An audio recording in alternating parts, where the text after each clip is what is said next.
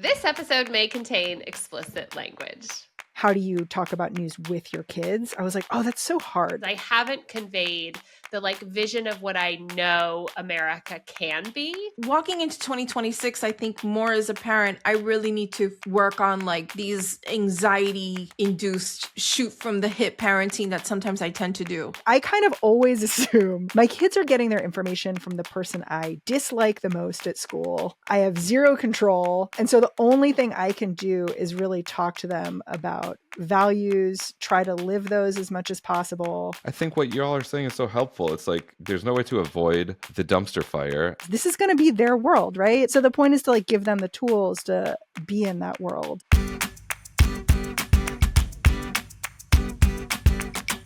Welcome to Care and Feeding, the show that's as honest and messy as parenting itself. I'm Elizabeth Newcamp. I write the homeschool and family travel blog, Dutch Goose. I'm the mom to Henry, who's 13, Oliver, who's 11, and Teddy, who's 9. We live in Honolulu, Hawaii. Hi, I'm Zak Rosen. You're in my office. I am dad to Noah, who's 8, and Ami, who's 5. We live in Detroit. Hi, I'm Lucy Lopez, and I'm mother to Amelia, who's 15, and Avery, who's 13. And if you somehow thought I should probably pray for that mom, yes, the answer is yes. Please. We live in Miami, so pray hard. Well, this week, we're going to be joined by a friend from another Slate podcast to talk out a tricky topic. That's right. Mary Harris from Slate's news podcast, What Next, is joining us to talk about how to keep up with the news without letting it impact the kids too much. Yeah, there seems to be an unending list of bad news, and it's easy to get bogged down. Luckily, Mary Harris has a lot of experience dealing with this because she has 2 kids, and it's literally her job to stay up on date with everything that's happening in the news. She's got a lot of great advice to share with us. So stick around. We'll be right back. Welcome back. It's time to dig into a really tricky topic. How do you stay on top of the news without letting it bog you down? Mary, it's your job to stay on top of the news. So how would you say you're taking it all in on a given day? Oh my God. I'm just riding on the stream of news. I don't feel like I have any control, which is sort of a lesson, right? But I feel like there's an interesting question we should ask at the top of this, which is do you want to talk about how you manage information for and with your child? Or do you want to talk about how you manage information for and with yourself so that you can be a better parent? Yeah, I think this is a good question, because the reason I wanted to have this conversation is for me personally, one of the things I struggle with and I talk about on the show is I am in a house of men, and I am having a hard time with men in society. And so I have a really hard time taking in the news and then acting in my home as if I am raising people that are better than what I'm reading about, which I know sounds crazy, but it's I feel the need to hold them, all of them, my husband, my children, to such a high standard because I don't want to put anyone else into the world that is acting the way I read about men acting. And it's unfair, right? It's unfair. Yeah, you can't hold them at a standard, but I totally Wait, get why can't we hold them at a high standard? Why is that unfair? No, it's not you can't hold them at a high standard. I'm angry at them. Oh, yes, that's unfair, yes. No, but yeah, it's difficult because the way I put it is I don't want to raise a person to be some other woman's problem. Yes, do you know what I'm saying? Yes, that is how I feel. And there's limited control you have over who your kid turns out to be, but the most valuable thing you can do is transmit your values and keep talking to them about it. So yeah, it's funny because when I was thinking about the question being, how do you talk about news with your kids? I was like, oh, that's so hard because it's the whole idea that you could somehow select out the information your children receive is just a privileged idea, right? I kind of always assume my kids are getting their information from the person I dislike the most at school. I have zero control. And so the only thing I can do is really talk to them about values, try to live those as much as possible, recognize when I'm failing at them failing at doing that and course correct. Like I have a very funny story with my kids. This is sometime in the middle of the pandemic. So they were living with me as I was doing my job, which is a daily news podcast every day, going into some closet, recording, talking about the news all the time. My husband is a government attorney, so talking about the news all the time with him, we're just all in there together.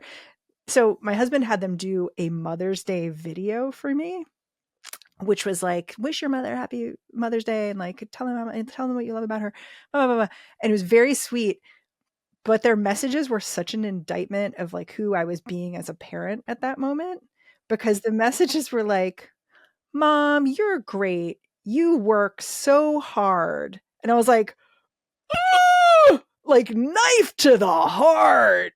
Like just like, burr, burr, burr, like really like siren. And I was like very sad about it, which they kind of knew because I couldn't really control my sad. But it was like a really important growth moment.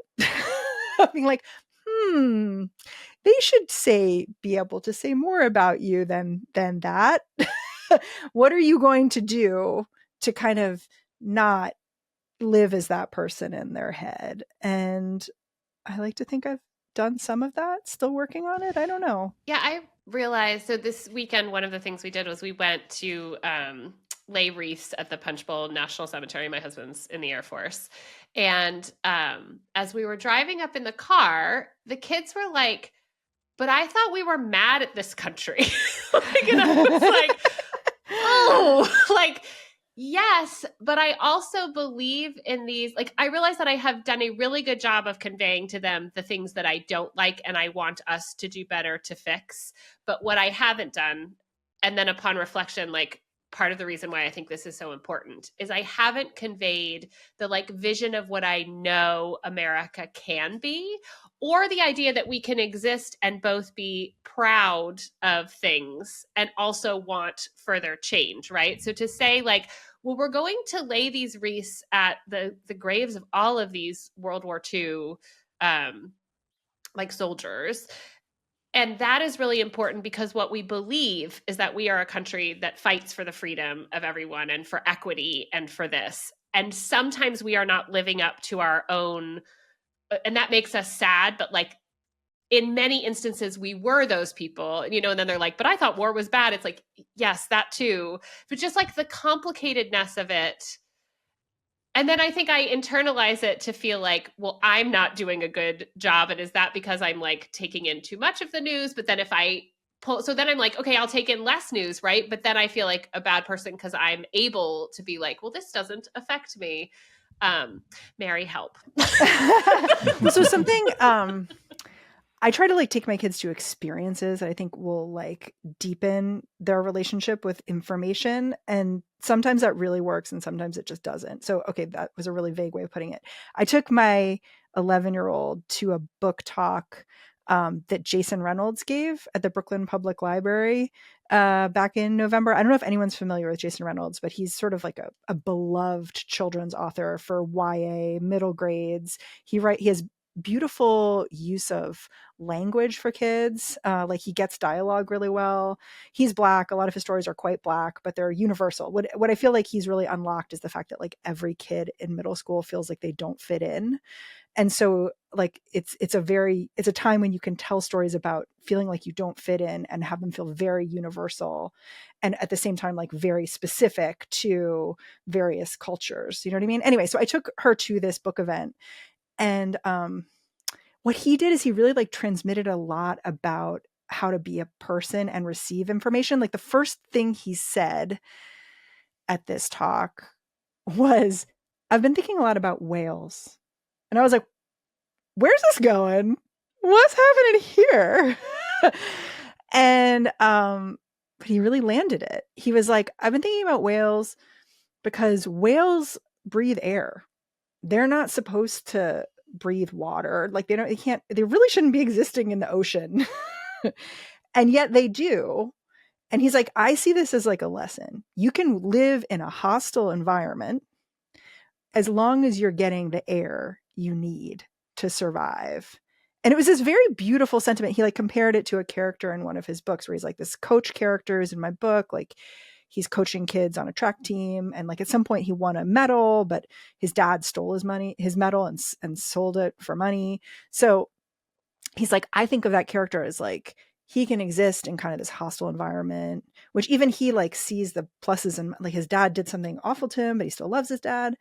He can see the nuance there, and he's getting his air, right? Like it's like he went to the Olympics. And I was just like, oh, that's like beautiful. It's like a beautiful way of thinking about right now, right? Like the world around you can be hostile. You can still have a beautiful life. You can still be showing up in your community for people. So I feel like I'm doing more of that with my kids rather than just like talking about the news. Like I feel like the number one news source for them is wait, don't tell me. Yeah. As it should be, because you have power over the news when you laugh at it. I love like everything that you're saying. However, there are moments that, you know, you can't avoid, or I'm not saying that your way is avoiding, but I feel that I want to know what I should be talking about and what I shouldn't be talking about. Because I think, for example, I think the biggest thing that's happened since we've been on the show together was what happened to Charlie Kirk.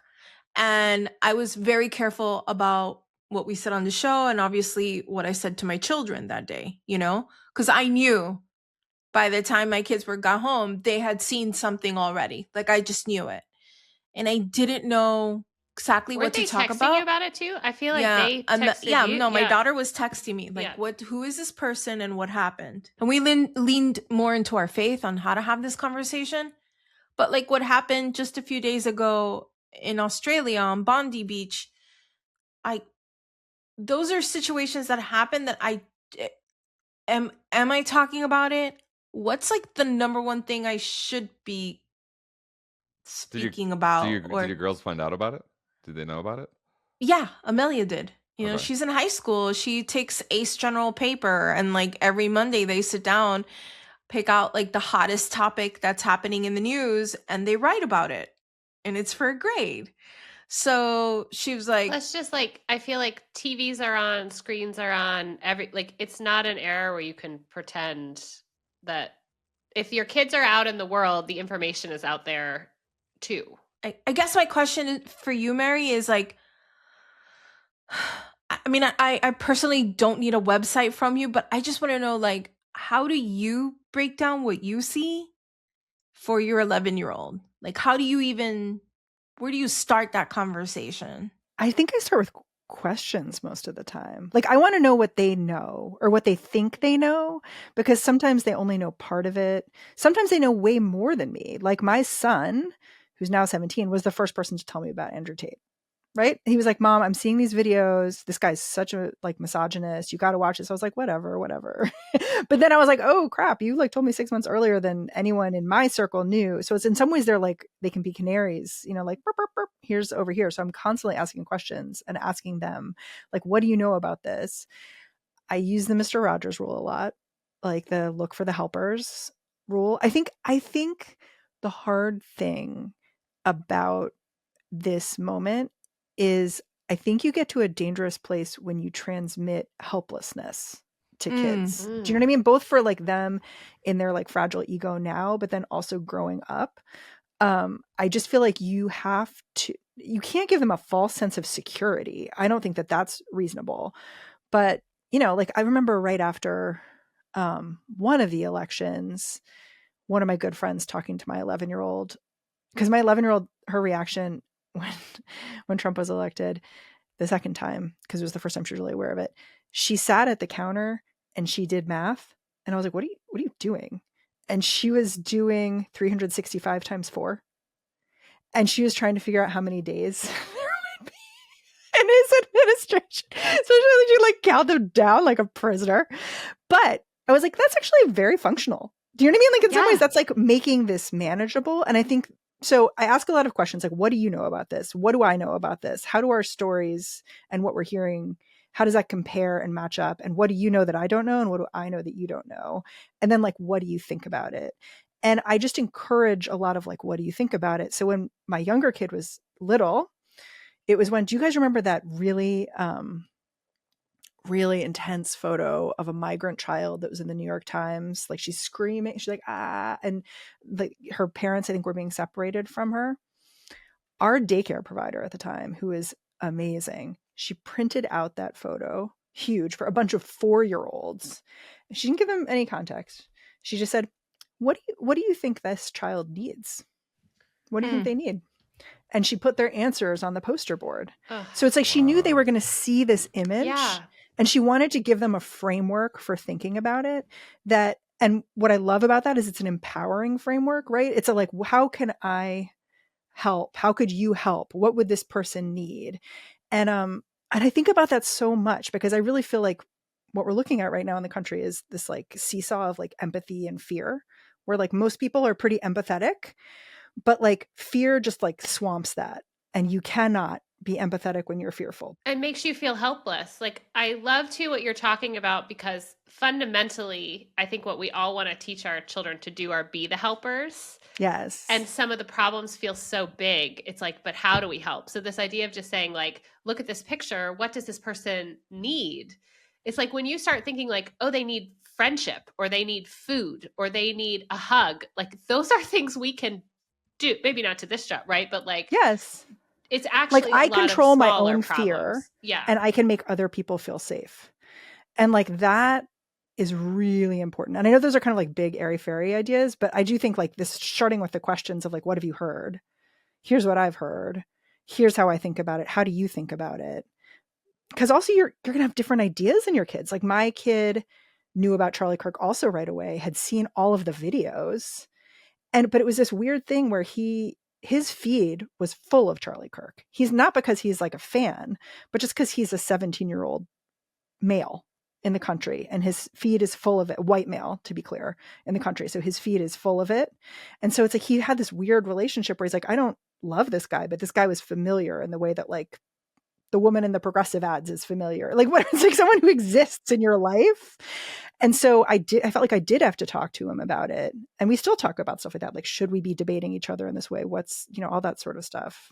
That's the other thing that reminds me of. It's like when there's not going to be, and we've talked about this before, there's not going to be a conversation about Bondi Beach necessarily. Or, like you can start having the conversation and there's going to be a million other questions. And so you're not going to put to bed. There's going to be no resolution, And you're going to keep having those conversations in your own life. Like my kid also goes to a public school that has a lot of kids, like all kinds of kids. It's incredibly diverse. He was one of like the first or only like Jewish kids they'd met. And so he found himself constantly explaining things and talking back to some of the things that kids had absorbed, and like having to figure out how to do that. So it's like, it's not even just a conversation about like Bondi Beach. It's a conversation about like your one-on-one relationships with people and how you're showing up for and with each other and explaining things. So, yeah. How burnt out are you? You want an answer on that one? Extremely crispy. You do the news. You're a parent to teenagers, basically, because your 11-year-old is, right around the corner, right? Yeah. I mean, I don't know how you do it. Like I mean, how do you not hate? How many people do you hate by the end of the day? Give me a roundabout number, because I top off at like 5. The main thing is I try to just like pull a plug completely, which I fail at like literally every day. But I do have the place where I'm supposed to put my phone every day. I do, like I've started, where it really hit me is cooking, like recipes, because it's so easy to use your phone and you're like, and then all of a sudden you're jumping to something else. So I really was like, no, got to print the recipe, no phone in the kitchen, just because it was making me distracted and weird, but it's just something I'm constantly battling. Like at some point my husband came in as I was saying goodnight to my kid, and somehow we started talking about work, and she was like, no politics in my bedroom. She's like, can't be here. And I was like, a point. That's a great boundary. That is a great boundary. Also, there's another triumph for you, Mary. Well, I think it was a failure first. Like, do they watch the news, or is it all TikTok? No, they're like, they what is it? Are constantly just like, please turn that off. Like even if I put on public radio, which to me, public radio is so soft and sweet. And like, I have these like memories of being in my mom's car in the rain and hearing the like, like, it's just, I have like it's like it activates something in my brain, right? My kids do not have that, even though I used to work at public radio. They just see it as chaos and noise, and That's kind of sad, but But like, how are they getting stuff like the Charlie Kirk stuff that they're getting that he gets that because from like in TikTok and Instagram. it's TikTok, yeah. Yeah. But that's what I was asking. Like, are there? They know about Charlie Kirk and stuff, but are there like news influencers that they're interested in that they like whose opinion they're like looking to? No, I mean, my older kid was also the first person to tell me about Hassan Piker. Like, he's getting all that stuff too, sort of just in the atmosphere. And I'll ask him, I'll be like, who should I talk to about this? He's like, oh, call this guy or that guy. And it'll be people I do not know. And like, some of them are like, he's like, call Cheesehead or whatever. Like, it's like a crazy name where I'm like, what? Yeah. But like that, he's got really good analysis. Right, exactly. And I'm like, wait. Cheesehead's real sharp.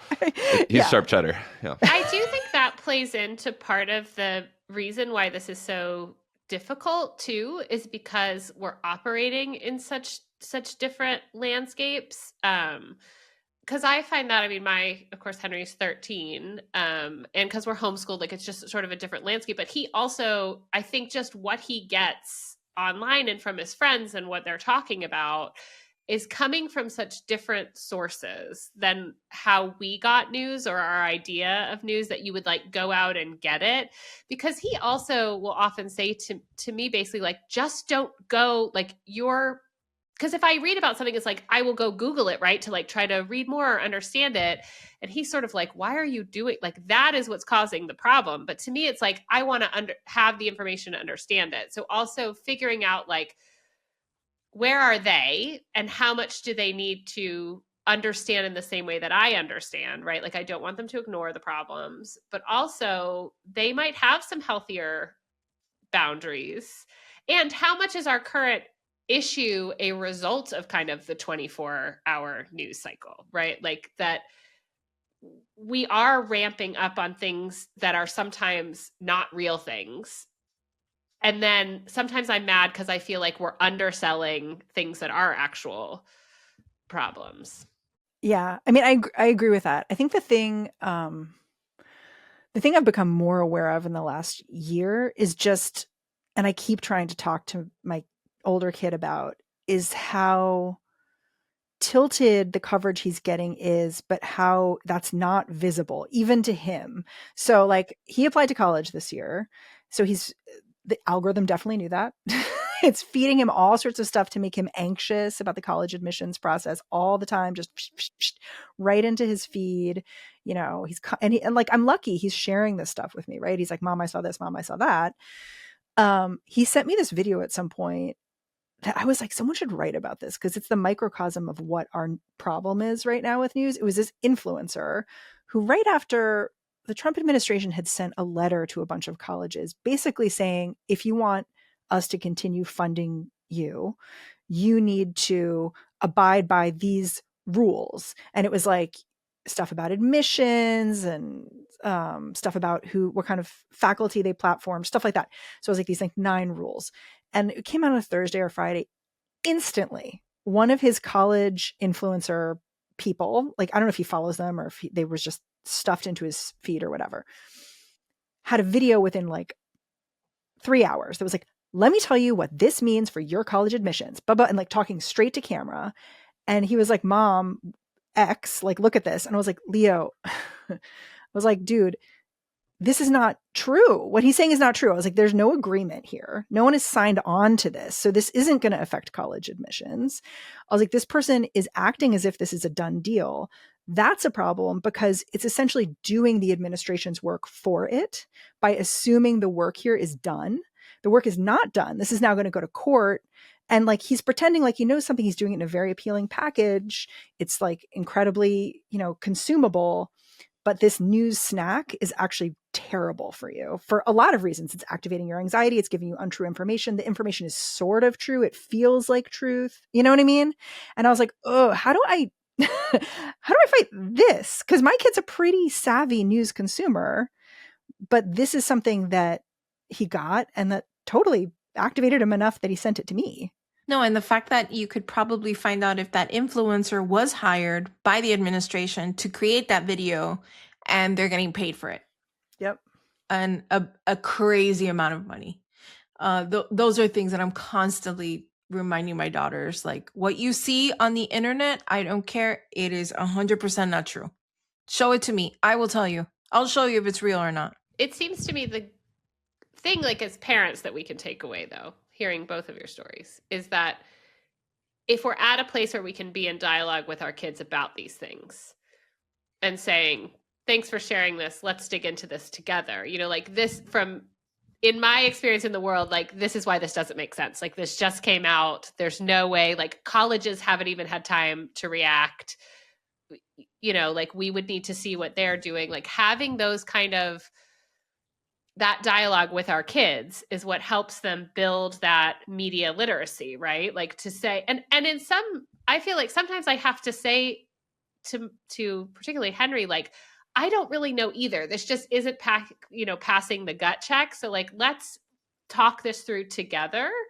And letting them know like it's a new landscape for us too, but we need to be at a place where we're talking with our teens about this stuff and that they can trust us to not be like, stop watching this garbage, as opposed to saying like, oh yeah, I see why this is really convincing, but here are the things I know from living, 30 years longer than you that don't gut check. Because I don't know how else we get through, right? Because the tactics are changing so quickly and like the information's coming so quickly. It used to be that like the news information environment had a kind of immunity to lies.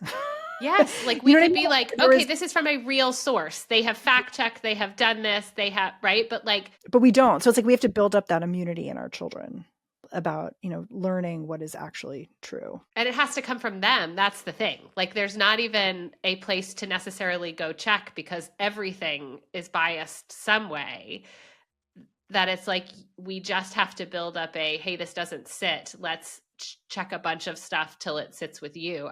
It's hard.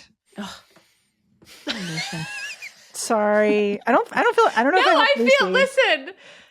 I think the best thing we can offer is you're not alone. Like the first time I told Lucy about the like rage that I was feeling in my house, she just was like, I hear you. She's like, it's real. And I felt like that was such a release to be like, this is not you, Elizabeth, are not failing. You are just living in this moment and I've got you. You know what I mean? So I hope that at the very least, this conversation is just we're out here struggling with this too, and here's how it's going. Yeah, of course. And like, I think what y'all are saying is so helpful. It's like, there's no way to avoid the dumpster fire, and we pair it with these things in our lives. We pair it with the Jason Reynolds lectures and the protests and, talking about how legal processes work. Like it's like it's not just the news and nothing else. It's like the news, supplemented with all of these things that we are doing and that we do have control over. But the news is unavoidable. I feel like I should share this with the crew. Something that we've been doing lately as parents is I get a lot of, from Amelia especially, who's, 15. She's like, did you hear what so-and-so said about this? And I always kind of flip it on her. And I'm like, what would you say if someone passed away? Or what would you say to someone in this situation? And then she'll tell me, and I go, do you hear yourself? And she's like, you're right. Okay, Mom. Okay. Wait, what? Because she'll say something that's what, insensitive or something? Like she'll hear something incredibly insensitive come out of the administration's mouthpiece, and it really affects her. Like it genuinely does. I could see that it really bothers her. And I'm like, let's focus. If you were ever in that position, how would you handle that? How would you say something? Or what would your reaction be to that question or whatever? Well, I would say this. And I go, and that's what's important, Amelia, because one day if you become somebody major in this country, you're going to know how to handle the situation better than what's happening right now. And we have like this whole thing, like, how would you say it? Or what do you think they should have said instead? Well, they should have said this. And I make her like think through the whole situation. I make her, even act it out for me. Like tell me how you would do. And that gets her mind off of like the negativity of it all. And again, and it kind of spins her, it and empowers her to think of it from a more positive point of view. So if you're a parent out there who has that kind of kid, just and any age, you could ask any age that who's coming to you with a question. That I think that's what's so great about that. The biggest parenting own I had in like the last, well, that's not true. I get owned all the time as a parent. But like one of these moments where I was like, oh, I could have done it that way. I was listening to Amicus, the podcast that Dahlia Lithwick hosts, and she did an interview with this constitutional scholar from Harvard, this historian whose name I'm now forgetting, but I promise. She writes for the New Yorker. Anyway, she had a book out and she was talking about her kids. First of all, she talked about how she has sheep and she makes wool from her sheep's, like she makes sweaters from the wool. And I was like, what? Anyway, so like I felt owned as a person then. And then, but she explained how she had a constitutional convention every year with her children and used it as like an exercise in teaching them about government and how to like make their voices heard and like kind of horse trade. Like you would trade like, I want a later bedtime. Well, okay, I don't want to do the dishes and stuff like that. And I was like, I did not expect this from the Amicus podcast at this moment, but it's all about like giving them like the tools to ask questions like what Lucy's saying. You know what I mean? Where it's like, ask the questions. This is going to be their world, right? Like that's the point. So the point is to like give them the tools to be in that world and imagine a place that they think will be functional. I will say my children have the Brothers Council. They're their own self-governing group that comes to us for things, but they've adopted some very weird governance methods over the years. So okay, I'm so curious. Is it like Boys State for like mini Boys State? Yeah, well, so they are on a rotating. We were traveling, I believe, to maybe the Philippines, and they learned about how they rotate through their like royal families. So they've divided the year. The three of them are like president of but it rotates. And so who's ever president gets to like set how they operate. And I have three very different children. We're right now is the youngest is in control until January 1, and he rules with an iron fist. Like he negotiates with the parents and then brings it back to them. Versus like my middle child is much more like they all meet and discuss things and then he brings proposals to us. And we have check-ins. It's wild. It's wild out here. It's a great idea. I mean, brothers councils, constitutional conventions. Listeners, we want to hear what process y'all are using. We need your help. Email us at karenfeedingpod@slate.com.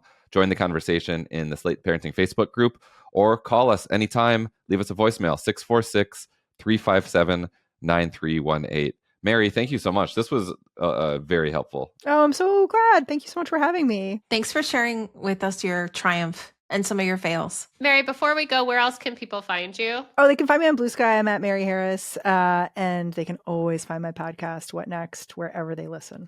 And that's our show. Subscribe, leave a rating and review, and tell your friends. If you want more parenting advice, you can find Care and Feeding, the column on slate.com.